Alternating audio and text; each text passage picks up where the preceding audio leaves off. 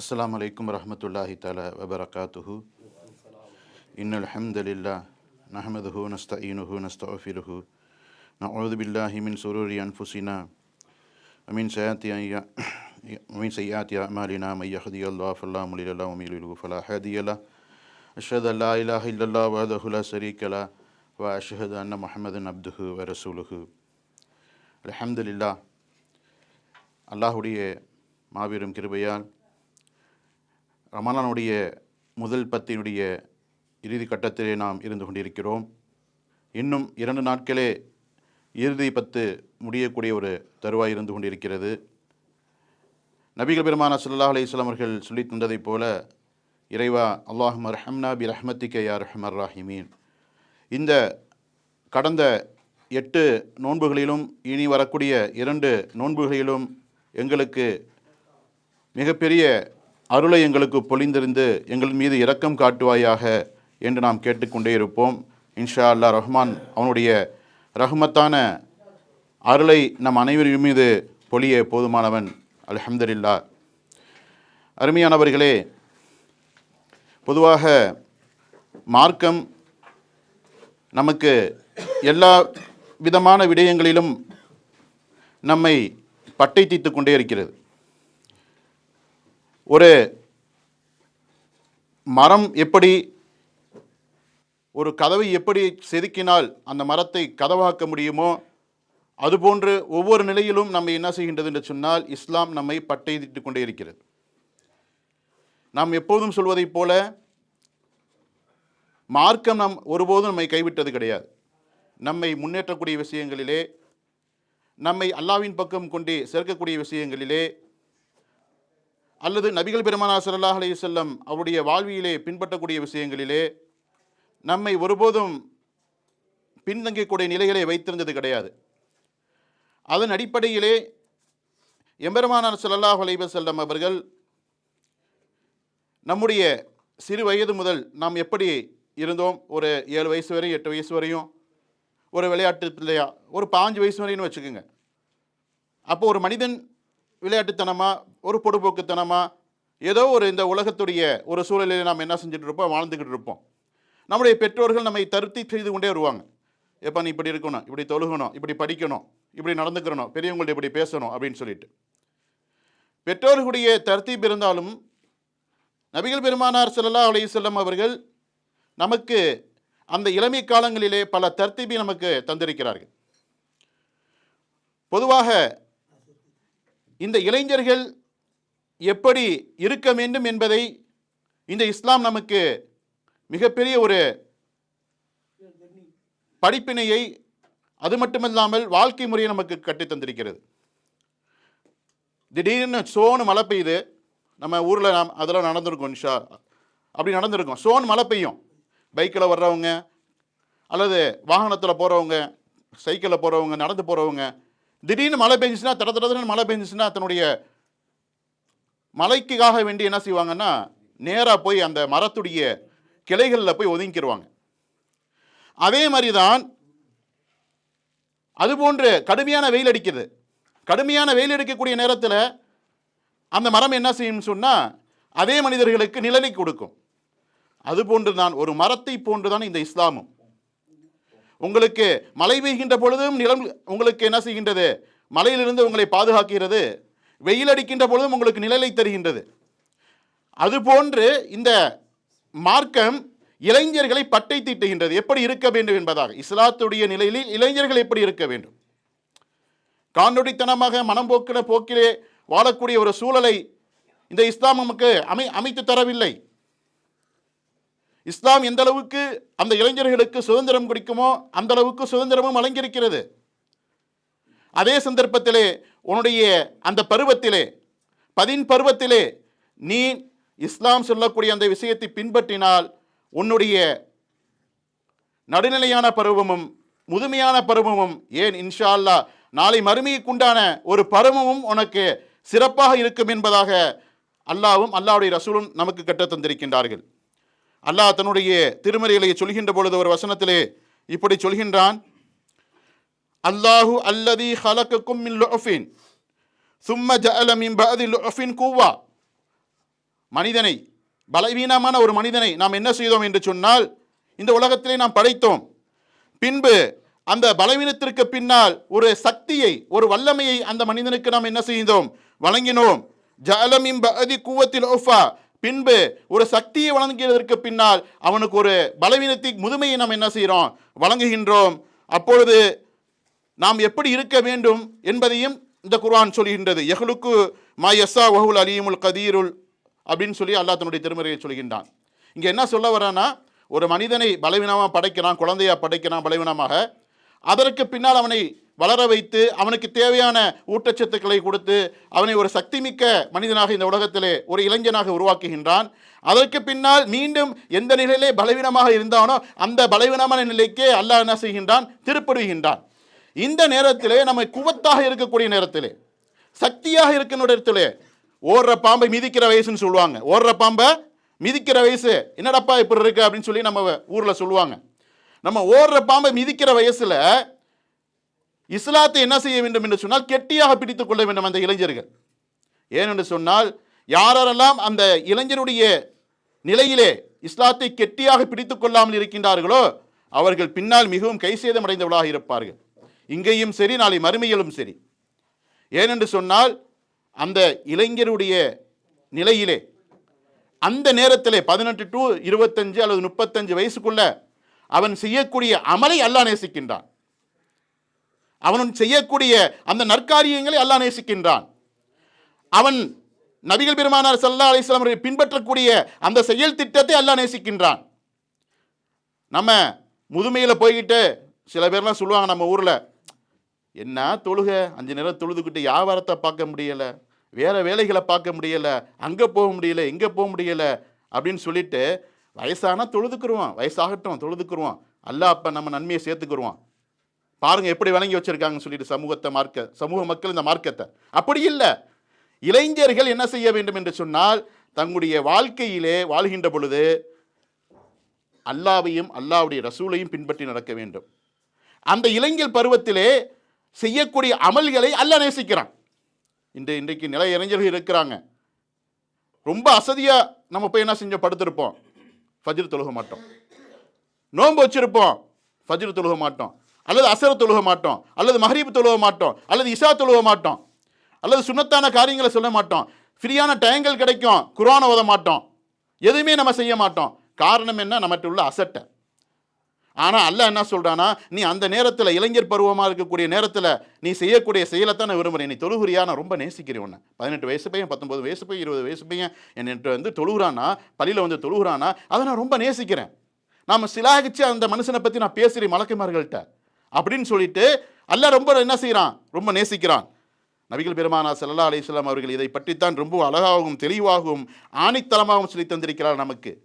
5 விஷயத்திற்கு முன்னால் 5 விஷயங்களை நீங்கள் யோசித்துக் கொள்ளுங்கள் என்பதாக ஒரு அருமையான ஒரு ஹதீஸ்.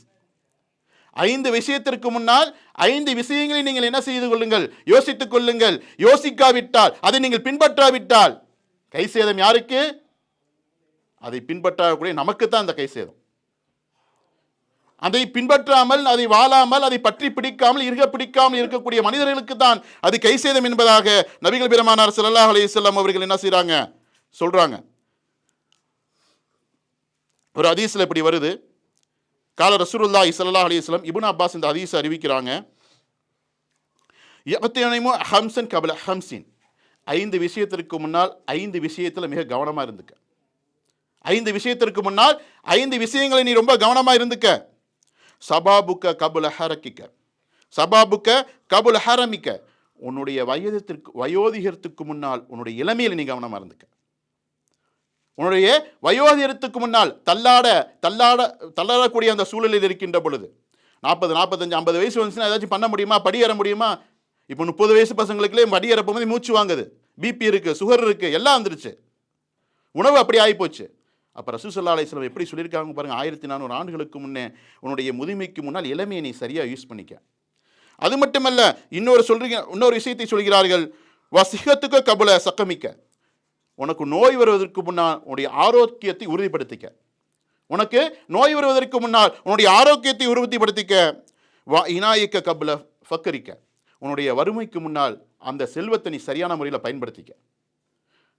உன்னுடைய செல்வத்தை நீ சம்பாதிக்கிற, அந்த செல்வத்தை சம்பாதிக்கக்கூடிய சூழலிலே அந்த செல்வத்தை எதற்காக வேண்டி செலவிட விட முடியுமோ, ஹலாலான முறையிலே அல்ல அல்லாஹ் சொல்லி தந்த முறையிலே, நபிகளாரா சொல்லி தந்த முறையிலே எதற்காக வேண்டி செலவிட முடியும், அதற்கு மட்டும் நீ செலவு செய்ய.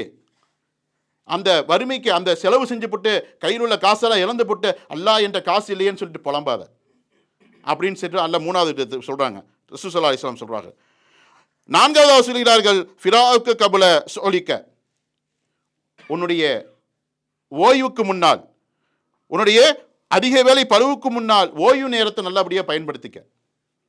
ஐந்தாவது விஷயத்தை நபிகள் பெருமானார் ஸல்லல்லாஹு அலைஹி வஸல்லம், ஹயாத்திக்க கபுல மௌத்திக்க, உனக்கு மரணம் வருவதற்கு முன்னால் உன்னுடைய வாழ்க்கை நீ என்ன செஞ்சுக்க, சரிப்படுத்திக்க. அப்ப இந்த 5 விஷயங்களும் ஒரு மனிதத்திலே சரியாக இருந்து விட்டது என்று சொன்னால் சரியான முறையிலே அவனுடைய வாழ்க்கையை கழிக்கிறான் என்று அர்த்தம். இங்கே முக்கியமாக சொல்லக்கூடிய விஷயம் என்னன்னு சொன்னா, உன்னுடைய முதுமைக்கு முன்னால் இந்த இளமையை நம்ம சரியா பயன்படுத்தணும். நம்முடைய இளமையை என்ன செய்து விடக்கூடாது, எந்த ஒரு சூழலிலும் இழந்து விடக்கூடாது. தீமையின் பக்கம் அல்லது வேற ஒரு சிந்தனையின் பக்கம் அல்லது வேற ஒரு விஷயத்தின் பக்கம் நம்முடைய சிந்தனைகளை செலுத்தி என்ன செய்திடக்கூடாது, நம்முடைய இளமையை பாழாக்கி விடக்கூடாது. தவறான பாதையின் பக்கம் அல்லது அல்லாஹ் ரசூல் தடுத்த விஷயங்களின் பக்கம் அல்லது இதுதான் உனக்கு வேண்டும், இது உனக்கு நல்லா இருக்காது, இதுதான் நல்லா இருக்கும்னு சொல்லிட்டு நல்லதை தீயதை பிரித்து கொடுக்கக்கூடிய சூழலிலே அந்த விஷயத்தின் பக்கம் நல்லா யோசிக்கணும். இன்னைக்கு நிறைய இளைஞர்கள் எல்லாமே என்ன செய்வாங்க, அந்த இளமையான பருவத்தில் தான் நல்ல விஷயங்கள் நமக்கு ஏறாது. அது அவங்களுக்கு 40 வயசு வரப்போகும்போது தான். ஏன் ரசூல் ஸல்லல்லாஹு அலைஹி வஸல்லம் அவர்களுக்கு 40 வயதில் நுபுவத்து கொடுத்தான் தெரியுமா? அந்த 40 வயசுலாம் ஒருத்தவனுக்கு பக்குவம் வரும்.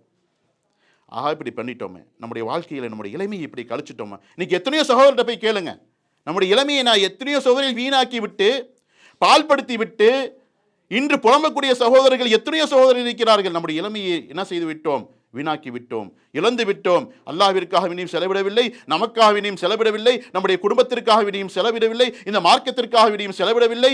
வேறே ஒரு பாதையில் நம்முடைய இளமையை செலவழித்து விட்டு இன்று நான் முதுமையை அடைந்து கொண்டு இன்று நான் என்ன செய்ய போகிறேன், இன்றோ நாளோ மரணம் என்னை பீடித்துக் கொள்ளப் போகிறது. அல்லாஹ் அந்த நேரம் வந்துச்சுன்னா முந்தவும் செய்யாது பிந்தவும் செய்யாது, போய்கிட்டே இருப்போம். நாளைக்கு மரணம் ஆயிட்டோம்னா மையத்துன்னு சொல்லிடுவாங்க, அவ்வளோதான். ஆக இந்த நேரங்களிலே நாம் என்ன செய்த வேண்டும், நம்முடைய வயதை அந்த இளமையான அந்த தோற்றத்தை நல்ல முறையிலே பயன்படுத்தி கொள்ள வேண்டும். அழகான விஷயங்களுக்கு பயன்படுத்தி கொள்ள வேண்டும். அல்லாஹ் ரசூல் காட்டி தந்த அந்த விஷயங்களுக்கு பயன்படுத்தி கொள்ள வேண்டும். அருமையானவர்களே, இன்னொரு ஹதீஸிலே இப்படி வருகிறது. நபிகள் பெருமானார் ஸல்லல்லாஹு அலைஹி வஸல்லம் அவர்கள் சொல்கிறார்கள், அபூ ஹுரைரா அந்த ஹதீஸை அறிவிக்கின்றார்கள், இனாதி முனாதி, அழைக்கக்கூடியவர்கள் அழைத்துக் கொள்ளுங்கள், இன்னலக்கமன் தசுஹு ஃபலா தஸ்கு என்பதாக சொல்கிறார்கள். ஒருபோதும் சொர்க்கத்தில் எப்படி இருப்பாங்க, நம்ம இங்கே தான் என்ன செய்கிறோம்னா நோயாய்ப்பட்டு போடுறோம், ஒரு நோய் வருது, மரணிச்சு போகிறோம், எல்லாமே பண்ணிட்டு போகிறோம். ஆனால் சொர்க்கத்தில் இந்த மனிதர்கள் எப்படி இருப்பார்கள் என்பதாக சொல்கின்ற பொழுது நபிகள் பெருமானார் ஸல்லல்லாஹு அலைஹி வஸல்லம் அவர்கள் சொல்கிறார்கள், நீங்கள் ஆரோக்கியத்துடனே அங்கே இருப்பீங்க, ஒருபோதும் உங்களை நோய் பீடித்துக் கொள்ளாது என்பதாக நபிகள் பெருமானார் ஸல்லல்லாஹு அலைஹி வஸல்லம் சொல்கிறார்கள். அது மட்டுமல்ல, அங்கு நீங்கள் என்ன செய்வீர்கள், உயிரோடு தான் இருப்பீர்கள், ஒருபோதும் என்ன செய்ய மாட்டீங்க, மௌத்தா போக மாட்டீங்க, அவங்க மௌத்தே கிடையாது சொர்க்கத்தில். அது மட்டுமல்ல, நீங்கள் என்ன செய்வீர்கள், ஒருபோதும் முதுமையை அடைய மாட்டீங்க, இளைய தோற்றத்திலே இளைய வயதிலே உடையவர்களே நீங்கள் அங்கே இருப்பீங்க. அதுபோல அங்கே எந்த ஒரு துன்பமும் உங்களை தீண்டாது. அப்போ இந்த ஹதீஸுக்குரியவராக நம்ம மாறணும்னு சொன்னால் எப்படி வரணும், இளமையை நல்ல முறையிலே அல்லாஹ்வுடைய பாதையிலே அல்லாஹ் கற்றுத்தந்த அந்த விஷயங்களிலே ரசூல் ஸல்லல்லாஹு அலைஹி வஸல்லம் அவருடைய விஷயங்களை நாம் கற்றுத்தந்த விஷயங்களை நாம் கழிக்க வேண்டும். ஒரு வரலாற்றை மட்டும் இங்கே சொல்லிவிட்டு நான் என்னுடைய உரையை முடித்துக் கொள்கின்றேன். அருமையானவர்களே, வரலாற்றிலே பல நிகழ்வுகள் நமக்கு படிப்பினையாக இருக்கிறது அல்லது நம்முடைய வாழ்க்கை மாற்றக்கூடியதாக இருக்கிறது. ஜுலைபிப் என்ற ஒரு சஹாபி மதீனாவிலே இருக்கிறார்கள். அவர்கள் இஸ்லாத்திற்கு வருவதற்கு முன்னால் எப்படிப்பட்டவர்கள் சொன்னால், சும்மா ரொம்ப குள்ளமாக இருப்பாங்க, கண்ணங்கரேன்னு இருப்பாங்க, பார்க்குறதுக்கே ஒரு அசிங்கமாக இருப்பாங்க. வரலாறு எடுத்து பார்த்தா உங்களுக்கு தெரியும். ஜுலைபிப்னு சொல்லிட்டு ஒரு சஹாபி. அவங்கள அந்த மதீனாவாசிகளை எப்படி நடத்துவாங்கன்னா, இப்போ நம்ம ஆண்கள்லாம் கூடியிருக்கோம், ஒரு நண்பர்கள் வர்றாங்க, பேசுகிறோம், அமர்றோம், விளையாடுறோம்.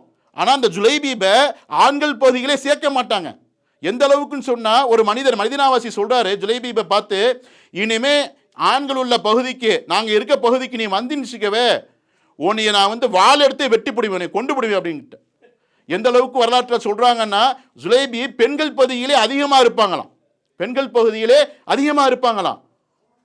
இருக்கின்ற பொழுது அவர்களுக்கு ஒரே கவலை, என்னடா இப்படிப்பட்ட ஒரு சூழலிலே நம்மளுடைய வாழ்க்கை இப்படி இருந்து கொண்டிருக்கிறது, யார் மாற்றி விடுவா, இந்த வாழ்க்கையை யார் மாற்ற வருவா, இந்த வாழ்க்கையுடைய சூழலை யார் மாற்ற வருவா, நம்முடைய மனிதனா பிறந்தது பெரிய பெரிய ஒரு குற்றமா என்பதாக நினைக்கக்கூடிய நேரத்தில் தான் நபிகள் பெருமானார் ஸல்லல்லாஹு அலைஹி வஸல்லம் அவருடைய மதீனா வருகை வருகிறது. ரசூல் ஸல்லல்லாஹு அலைஹி வஸல்லம் அவர்கள் ஹிஜ்ரத்துடைய மூலமாக மதீனாவுக்கு வர்றாங்க. மதீனாவுக்கு வந்து அவங்களுக்கு செய்தி கேள்விப்படுறார் ஜுலைபீப், இந்த மாதிரி நபி முகமது வந்திருக்காராம், அங்கே கருப்பனுக்கு வித்தியாசம் கிடையாது, வெள்ளையனுக்கு வித்தியாசம் கிடையாது, அல்லது எந்த ஒரு பாகுபாடும் கிடையாது, எல்லாமே சரிசமமாக பார்க்க சீப்பின் பற்களை போன்று சரிசமமாக பார்க்கப்படக்கூடிய ஒரு சூழலோடு இங்கே நபி வந்திருக்காங்க அப்படின்னு கேள்விப்பட்ட உடனே மறு தாமதமே எந்த ஒரு நிமிஷமும் வராம நபி வந்துட்டாங்கன்னு கேள்விப்பட்ட உடனே நேராக ஓடுறாங்க. ரசூலுல்லாஹி ஸல்லல்லாஹு அலைஹி வஸல்லம் அவருடைய அந்த இடத்திற்கு போறாங்க. யார் ரசூலுல்லாஹ், என் பேரு ஜுலைபீப், இந்த மாதிரிலாம் இருக்கு, இதை கேள்விப்பட்டேன், உங்களுக்கு இந்த மார்க்கம் எனக்கு ரொம்ப பிடித்து போட்டது, உங்களுடைய கையை கொடுங்க, நான் இஸ்லாத்தை ஏற்றுக்கொள்கிறேன் என்பதாக ஏற்றுக்கொண்டார்கள். ஏற்றுக்கொண்டு இங்கே சில இந்த ஹதீஸை எதற்காக வேண்டி சொல்கிறேன் என்று சொன்னால், இதில் ஒரு பெண்மணி தன்னுடைய வாழ்க்கையை எப்படி அல்லாஹ் ரசூலுக்காக வேண்டி கழித்தாங்கன்னு நம்ம பார்க்கறதுக்காக வேண்டி இஸ்லாத்தை ஏற்றுக்கிட்டாங்க. பொதுவாக இஸ்லாத்தை ஏற்றுக்கிட்டாவே யாரும் இல்லாதவங்க ரசூல் ஸல்லல்லாஹு அலைஹி வஸல்லம் அவருக்கு உண்டான தேவைகளை என்ன செய்வாங்க, நிறைவேற்றி வைப்பாங்க, அது வழக்கம். அப்படி ரசூல் ஸல்லல்லாஹு அலைஹி அவர் வாலிப வயது உடையவர், திருமணமாகக்கூடிய ஒரு சூழல். அப்போ சஹாபாக்கெல்லாம் இருக்காங்க, எல்லாமே குழும்பி இருக்காங்க. அப்போ ஒரு சஹாபியை பார்த்து ரசூல் ஸல்லல்லாஹு அலைஹி வஸல்லம் அவர் கேட்கிறார்கள், இந்த மாதிரி ஒரு பொண்ணு ஒன்று தேவைப்படுது, நீங்கள் வந்து உங்கள் பொண்ணை நீங்கள் தர்றீங்களா அப்படின்னு கேட்க போகும்போது அவருக்கு ஒரே சந்தோஷம். அவர் என்ன நினச்சிக்கிட்டாருன்னா, ரசூல் ஸல்லல்லாஹு அலைஹி வஸல்லம் அவர்களுக்கு தான் பொண்ணு கேட்குறாங்க அப்படின்ட்டு. பொதுவாக ஒரு செல்வந்தரோ அல்லது பெரிய ஒரு மனிதரோ பொண்ணு கேட்க போகும்போது, சரி இவருடைய மகனுக்கு தான் நம்ம பொண்ணை கேட்குறாங்களுக்கு பொண்ணை கொடுத்துருவோம் அப்படின்னு நினைப்பாமுல்ல, அதே மாதிரி அவர் நினச்சிக்கிட்டார் அந்த சஹாபி, பொண்ணை கொடுத்துருவோம் அப்படின்னு சொல்லி. என்ன ரசூலுல்லாஹ், பொண்ணா இந்த உடனே நான் இவங்க உங்களுக்கு இல்லாத அப்படின்னு சொல்ல போகிற, நிப்பாட்டுங்க, நில்லுங்க ஒரு நிமிஷம், நான் சொல்கிறத கேளுங்க, நான் என்ன சொல்ல வரேன்னா, எனக்கு இல்லை, இந்த மாதிரி ஜுலைபீப் புதுசாக இஸ்லாத்தை ஏற்றுக்கிட்டாங்க, மார்க்கத்துக்கு வந்திருக்காங்க, அவங்களுக்கு உங்கள் பொண்ணை கொடுங்க, அப்படி சோகமாயிட்டார். என்னடா ரசூல் ஸல்லல்லாஹு அலைஹி வஸல்லம் மனசுக்குள்ளே, ரசூல் ஸல்லல்லாஹு அலைஹி வஸல்லம் அவங்களுக்கு பொண்ணு கேட்பேன்னு பார்த்தா கடைசியில் ஜுலைபீப் பார்க்கவே ஒரு மாதிரியாக இருக்கார், அருவருப்பாக இருக்கார், இவருக்கு போய் பொண்ணை கேட்டுக்கிட்டு இருக்காரு அப்படின்னு கேட்கும்போது, நான் என்னுடைய மனைவிட்டு ஒரு மசூரா பண்ணிட்டு வரேனே, அது அனுமதி கொடுங்களேன் யார் ரசூலுல்லாஹ் அப்படி. சரி போய் கேட்டுவாங்க, இதில் என்ன இருக்குது. ரசூல் ஸல்லல்லாஹு அலைஹி வஸல்லம் அனுமதி கொடுத்துட்டாங்க. நேராக வீட்டுக்கு போகிறாரு, அவருடைய மகள் ஒரு அறையில் இருக்காங்க, மனைவி வெளியே இருக்காங்க, வந்து செய்தியை சொல்கிறாங்க, இந்த மாதிரி பொண்ணு கேட்டாங்க. அவங்களுக்கு அந்த பெண்மணிக்கு ஒரே சந்தோஷம், குதூகலம். என்ன ரசூல் ஸல்லல்லாஹு அலைஹி வஸல்லம் பெண்ணு கேட்டாங்களா அவங்களுக்கா, கொஞ்ச நேரம் பொறுமையாரிம்மா, கொஞ்சம் பொறுமையாரி, நான் சொல்கிற விஷயத்தை கேளு, இந்த மாதிரி ஜுலைபீமா ரொம்ப கருப்பாக இருக்கிற, அசிங்கமாக இருக்கிற, பார்க்கவே அவருக்கு என்ன, நான் பொண்ணு கேட்குறாங்களே, நான் எப்படி செய்கிறது, இல்லை ஒருபோது நான் பொண்ணை கொடுக்க மாட்டேன், அதனால் ஜுலைபீபுக்கா, அவர் எப்படிப்பட்ட ஆள், மதீனாவில் எப்படி இருந்தவர், பார்க்கவே ஒரு அருவருப்பாக இருக்கவர், என்னுடைய அழகான பொண்ணை நான் எப்படி நான் கொடுப்பேன் அப்படின்னு கணவன் மனைவிக்கு மத்தியில் பேச்சுவார்த்தை போய்கிட்டு இருக்கு. இங்கே தான் விஷயம் இருக்குது. அந்த பெண்மணியுடைய மார்க்கப்பற்று அந்த தன்னுடைய இளமையை எப்படி விட்டு கொடுத்தாங்கன்னு பாருங்க. அப்போ அங்கே கதையில் வந்து ஒரு சவுண்டு வருது, அங்கே என்ன பிரச்சனை, நீங்கள் சொல்கிறதெல்லாம் நான் கேட்டுக்கிட்டு தான் இருக்கேன், மக சொல்கிறாங்க. அத்தாட்ட கேட்குறாங்க, உங்கள் பேச்சுவார்த்தையை முதல்ல நிப்பாட்டுங்க, இந்த செய்தியை யார் சொன்னா, இந்த செய்தி யார் சொன்னா அப்படின்னு அத்தாட்ட கேட்க போகும்போது அத்தா சொல்கிறாங்க, ரசூலுல்லாஹ் சொன்னாங்களா, ரசூலுல்லாஹ் சொன்னா வேற பேச்சுக்கே இடம் கிடையாது, உடனே அந்த திருமணத்தை நீங்கள் என்ன செய்யுங்க, ரசூலுல்லாஹ்ட்ட போய் ஓகேன்னு சொல்லுங்க, அவரை நான் கட்டிக்கிறேன் அப்படின்னு சொன்னாங்க. அவ்வளோ அழகிய ஒரு பெண்மணி அந்த இளமை பருவத்தில் நினைச்சாங்கன்னா, எனக்கு இந்த ஒரு கருப்பு பையன் மதீனாவில் வந்து எங்கே பார்த்தாலும் விரட்டக்கூடிய ஆண்கள் பெண்கள் பகுதியில் வாழ்ந்த அந்த சஹாபி ஜுலைபீப், அவரை போய் கட்டிக்க யாருக்காச்சும் மனசு வருமா? ஒரு அழகான பொண்ணு போய் ஒரு அசிங்கமான ஆணை கட்டி வச்சோம்னா எப்படி இருக்கும்? என்னடா மடப்பையில் பொண்ணை போய் இப்படி கொடுத்துருக்க அப்படின்னு கேட்பாங்க. என்னடா மடப்பை புத்தி இல்லாமல் போய் பொண்ணை போய் இப்படி கொடுத்துட்ட அப்படின்னு கேட்பாங்க. ஆனால் அந்த பெண்மணி சொன்னாங்க, ரசூலுல்லாஹ் சொல்லிட்டாங்க, ரசூலுல்லாஹ் சொன்னா மறு பேச்சுக்கே இங்கே வார்த்தை கிடையாது அப்படின்னு சொல்லி நின்றாங்க பாருங்க. ரசூல் ஸல்லல்லாஹு அலைஹி வஸல்லம் அதை மனம் முடிச்சு வச்சாங்க, அவங்களுக்குண்டான மகரை கொடுத்தாங்க.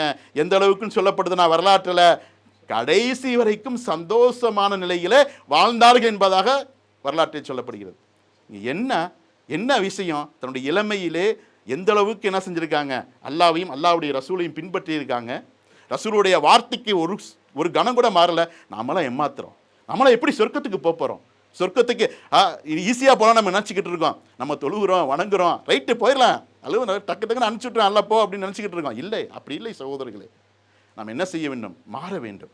நம்முடைய இளமையை சரியான முறையிலே பயன்படுத்த வேண்டும். தெரியாதவர்களுக்கு சொல்ல வேண்டும், அறியாதவர்களுக்கு என்ன செய்ய வேண்டும், சொல்லிக் கொடுக்க வேண்டும். நம்முடைய குடும்பத்தவர்களுக்கு என்ன செய்யணும், வாரத்தில் ஒருக்கா கூப்பிட்டு வச்சு பயான் பண்ணணும், ஹதீஸை சொல்லணும், எப்படி நடந்துக்கிறணும், வச்சுக்கணும், குடும்பங்களில் எப்படி இருக்கணும் அப்படின்னு சொல்லிட்டு வாரத்தில் ஒருக்கா எப்படி ஸ்கூலுக்கு அனுப்புகிறோமோ பிள்ளைங்களை, அதே மாதிரி வாரத்துக்கு ஒருக்கா ஒரு தர்பியத்தை அவங்களுக்கு கொடுக்கணும், சமூகத்துக்கு கொடுக்கணும். எல்லா விஷயங்களுக்கும் கொடுத்தா தான் நம்முடைய இளமை பருவத்தை என்ன செய்ய முடியும், சரியான முறையில் கழிக்க முடியும். ரசூலுல்லாஹி ஸல்லல்லாஹு அலைஹி வஸல்லம் சொன்னதைப் போல அந்த இளமை பருவத்தை நம்ம என்ன செய்யணும், முதுமைக்கு முன்னால் நம்ம இளமை பருவத்தை சரியான பயன்படுத்த வேண்டும். அப்படி பயன்படுத்திதான் அடுத்த ஹதீஸை நான் சொன்னதைப் போல நாளை இளமையோடு சொர்க்கத்தில் இருப்போம். அப்படிப்பட்ட ஒரு பாக்கியத்தை நம் அனைவருக்கும் அல்லாஹ் தந்தல் புரிவானாக. வாஹிர் தாவானா அல்ஹம்துலில்லாஹி ரப்பில் ஆலமீன். அஸ்ஸலாமு அலைக்கும் வரஹ்மத்துல்லாஹி தஆலா வ பரகாத்துஹு.